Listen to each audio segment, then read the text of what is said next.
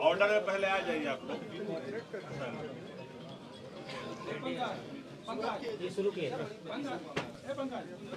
पीछे से बंद करो यार, बार बार मत खोला करो ना, इसको बंद कर दीजिए।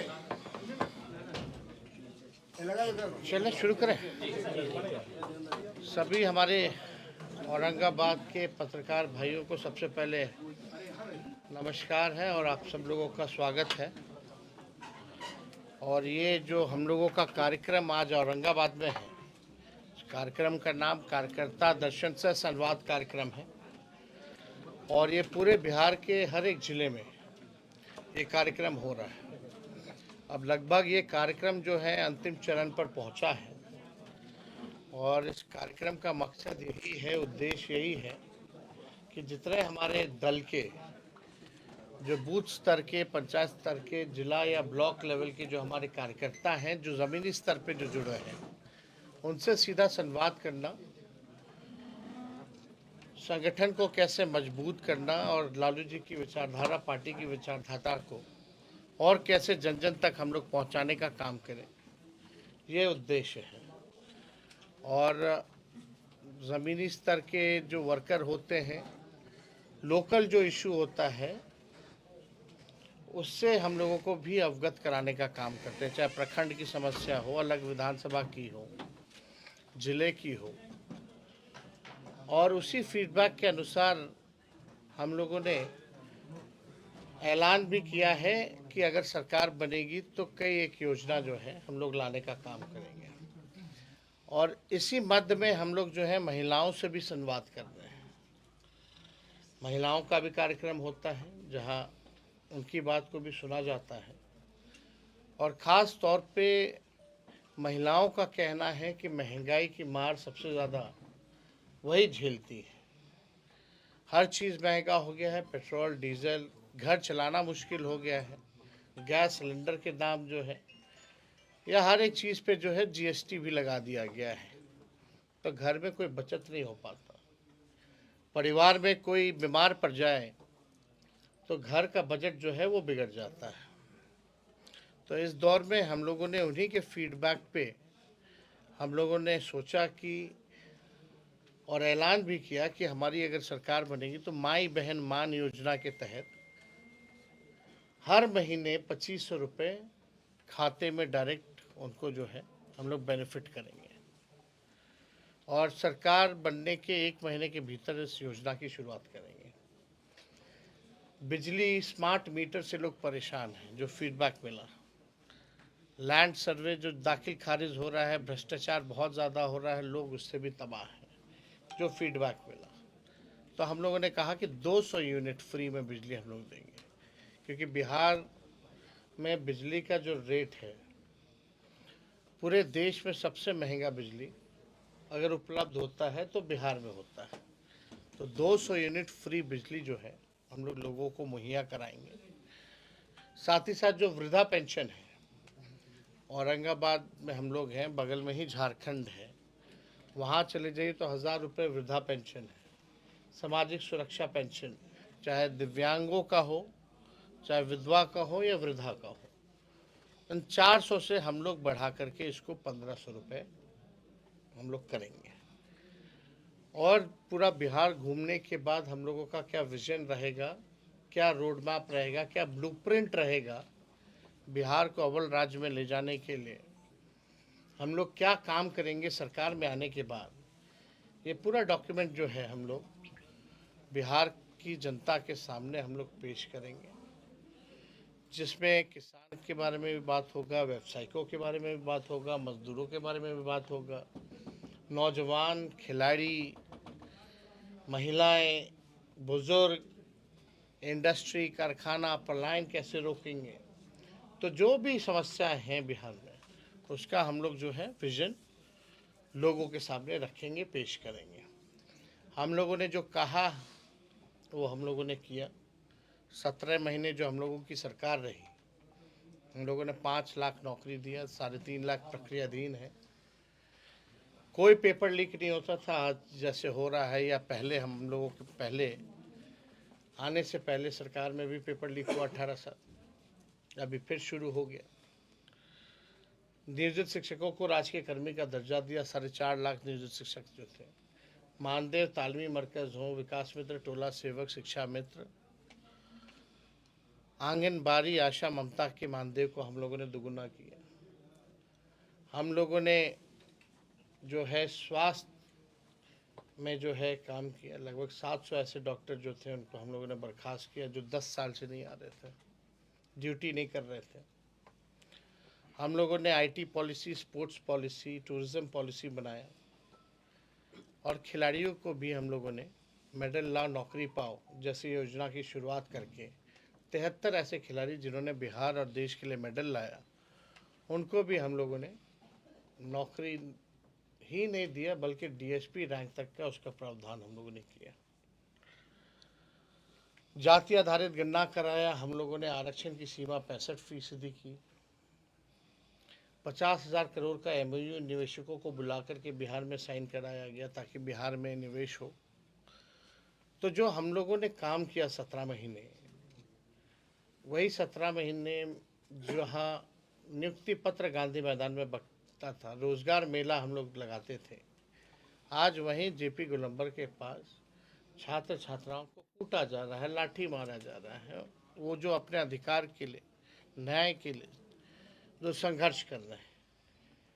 पहले नौजवानों के चेहरे पे खुशी थी, 17 महीने एक उम्मीद थी कि बहालियाँ निकल रही हैं, नौकरी मिल रहा है, कोई पेपर लीक नहीं हो रहा। आज ठीक विपरीत स्थिति हो गई है एनडीए की सरकार में। डबल इंजन की सरकार, एक इंजन अपराध में है, एक इंजन भ्रष्टाचार में है। आप देखिएगा 11 साल केंद्र सरकार में एनडीए, 20 साल बिहार में, और कितना मौका मिलेगा।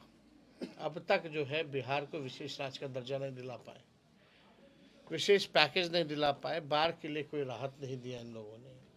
बिहार के साथ सौतेला व्यवहार इन लोगों ने किया।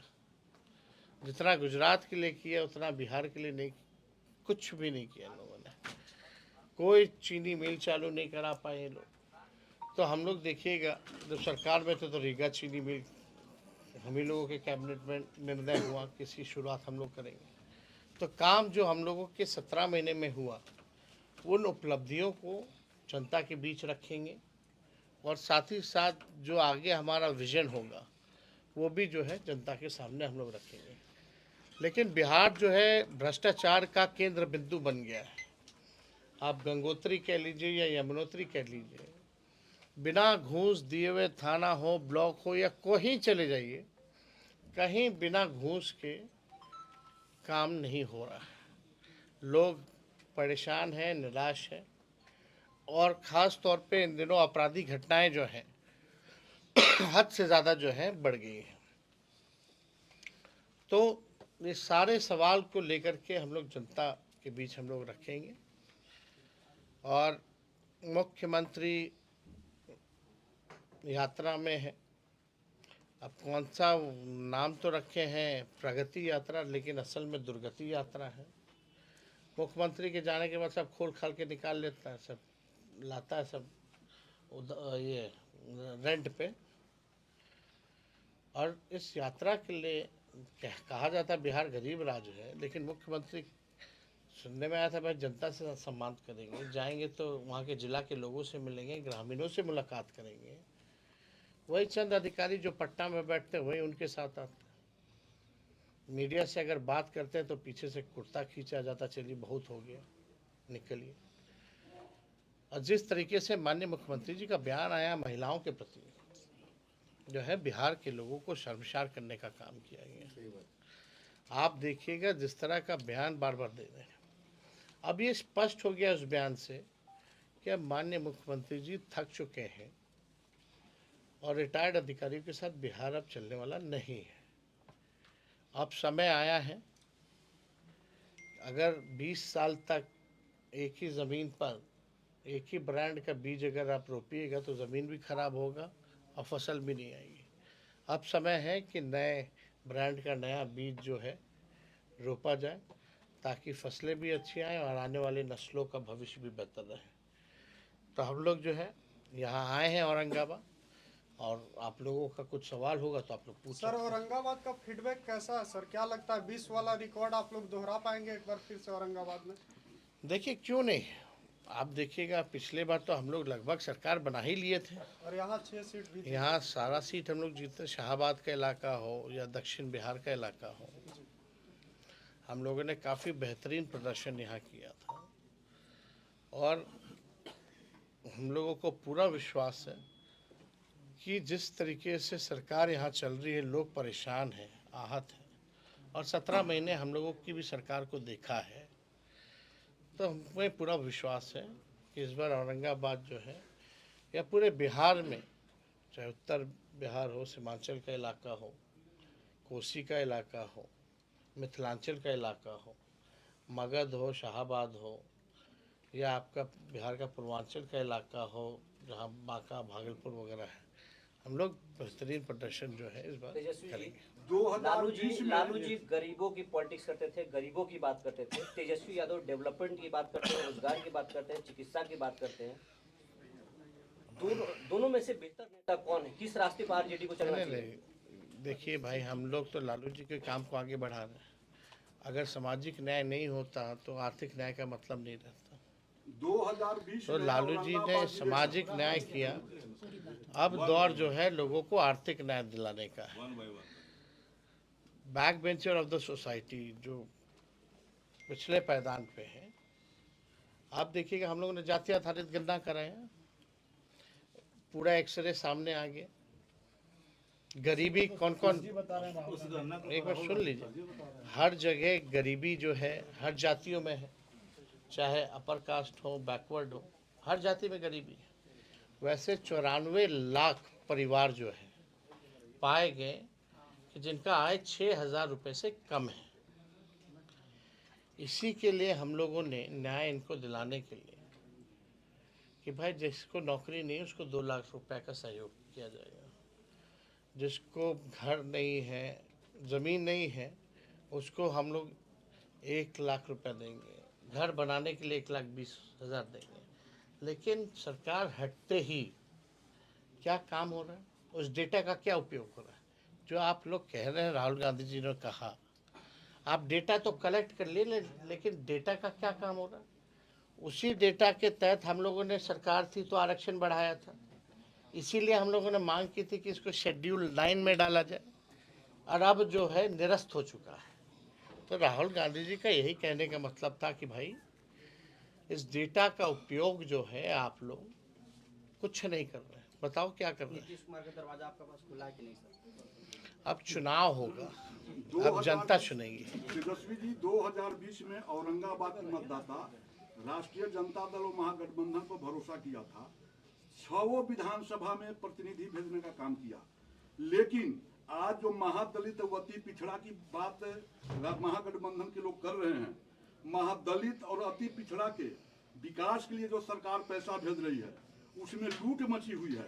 और अति पिछड़ा और महादलित के भी कुछ ऐसे प्रतिनिधि हैं जो उनके विरुद्ध सशक्त होकर जांच करवाने से पीछे हट रहे हैं। अगर कोई विशेष तौर पे अगर कुछ जानकारी होगा तो दीजिएगा, विधानसभा में उठाया जाए। औरंगाबाद जिले के किसी भी क्षेत्र में देखा विधानसभा में उठाया जाए। नीरज कुमार बबलू ने कहा कि राजद को जवाब देना होगा, अगर ठाकुर नहीं होते तो हिंदुस्तान नहीं होता, मुगलिस्तान होता। अब देखिए, हमको इस पर टिप्पणी नहीं करनी है, हमारे कई प्रवक्ता हैं, इन लोगों का बयान उन्हीं से पूछवा लीजिए। मांझी जी नाराज चल रहे हैं। विधानसभा का चुनाव नजदीक है, आने वाला समय है, और अभी भी कांग्रेस और आपने कहा इंडिया गठबंधन नहीं है। दिल्ली में चुनाव हो रहा है, वहाँ पर आम आदमी पार्टी मेरा कांग्रेस बयान आमने नहीं सामने सुना। है। बिहार में क्या होगा कांग्रेस और आपका? हम बयान मेरा पूरा देखिए ना, हम तो उसमें बोले कि बिहार में तो पहले से ही है और अभी भी हम लोग साथ में। ये कहा था कि लोकसभा तक, मांझी जी बहुत नाराज, कहा था कि लोकसभा तक था गठबंधन, भाई इंडिया गठबंधन। टीएमसी बंगाल में अलग लड़ी, महाराष्ट्र केरल में लेफ्ट अलग लड़ी, पंजाब में आम आदमी पार्टी लड़ी। हमसे सवाल पूछा गया कि दिल्ली में अलग अलग लड़ रही है कांग्रेस और आप। हमने बोला जो ब्रॉडर जो अलायंस जो बना था वो अलायंस तो लोकसभा के लिए है, और जो जहाँ तक बिहार की बात है, बिहार में तो हम लोग पहले से साथ थे और अभी भी है। मांझी जी और नाराज चल रहे हैं, ये आएंगे तो क्या जिस आपके साथ? स्टेट में जहाँ चुनाव हो रहा है, अगर उनमें बात बनेगी तो क्या दिक्कत है। लेकिन एक बात तो तय है कि सब जो है भाजपा के खिलाफ है। आप A to Z की बात करते थे और आपकी पार्टी में स्वर कहते हैं कि उपेक्षित रहते हैं। आप बात करते हैं तुझे कैसे? लेकिन स्वर्णों को उपेक्षित रखा जाता क्यों? है, दिखाई देता है। हमारे पार्टी के अध्यक्ष ही प्रदेश अध्यक्ष जगदा बाबू। प्रदेश अध्यक्ष जगता बाबू हाँ। वो तो प्रदेश अध्यक्ष नहीं आपके पार्टी में। एक औरंगाबाद से जुड़ा यहाँ डब्लू सिंह यहाँ बैठे हुए कहाँ उपेक्षित, इनको कुर्सी नहीं मिला है क्या? वो थोड़े बताए, आपके सामने नहीं बोलेंगे ना, या किसी के सामने नहीं बोलेंगे। एक सवाल औरंगाबाद से है। अभी हाल ही में औरंगाबाद में लगातार हत्या की घटनाएं सामने आ रही हैं। औरंगाबाद में भी 2 घटनाएं हैं, एक फेसर में है, एक मदनपुर में है। आपके प्रतिनिधि पर आरोप ये लग रहा है कि यहाँ से तो महागठबंधन पर भरोसा किए, लेकिन आपके प्रतिनिधि जाति विशेष देख करके राजनीति कर रहे, वहाँ तक पूछने भी नहीं गए पीड़िता के घर पर। तो क्या कहेंगे? देखिए, हम लोग तो चाहेंगे कि सभी लोग जो हैं, सब जो भी पीड़ित है, चाहे कोई जात कोई धर्म का हो, हमारे लिए सब समान है, सब एक है।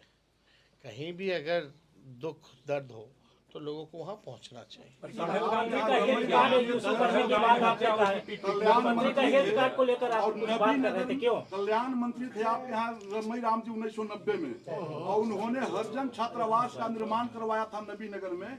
आज वो हरिजन छात्रावास खंडहर में है और उसमें खटाल चल रहा है सर। सर, ये मुख्यमंत्री का हेल्थ कार्ड जारी करने की बात आखिर क्यों की जा रही है? देखिए, कौन क्या कह रहा है इस पे हम टिप्पणी नहीं देना चाहते हैं। हम इतना कहना चाहते हैं, किसी पे हम पर्सनल अटैक नहीं करना चाहते। एक उम्र में समस्याएं बढ़ती हैं, लेकिन एक बात तय है कि अब 20 साल बिहार के लोगों ने समय दिया। अब ना तो कोई विजन है उनके पास, ना ही कोई ब्लूप्रिंट है। माननीय मुख्यमंत्री जी को लगता है कि सब कुछ उन्होंने कर दिया। माननीय मुख्यमंत्री जी कहते हैं कि अब कुछ बचा नहीं है करने को। माननीय मुख्यमंत्री जी का जिस हिसाब से बयान आता है, ऐसा लगता है कि पहले कुछ था ही नहीं, संसार बना तो उन्हीं के बाद बना है, और उनके जाने के बाद संसार खत्म हो जाएगा, दुनिया खत्म हो जाएगी। आप सुपर सीएम की बात करते हैं, आखिर वो सुपर सीएम कौन है? तो आप सुने नहीं अभी तक? फिर देखिए, हम तो पहली बार ही, कई बार हम लोगों ने बोला है, और अभी मंगनी लाल मंडल जी ने भी पार्टी ज्वाइन किया, जनता दल यूनाइटेड छोड़ा, तो उन्होंने भी कहा कि सारे 3 लोग जो है सरकार चला रहे हैं, और जो सुपर सीएम है वो डीके बॉस ही जो है वो सुपर सीएम है। चलिए, बहुत शुक्रिया।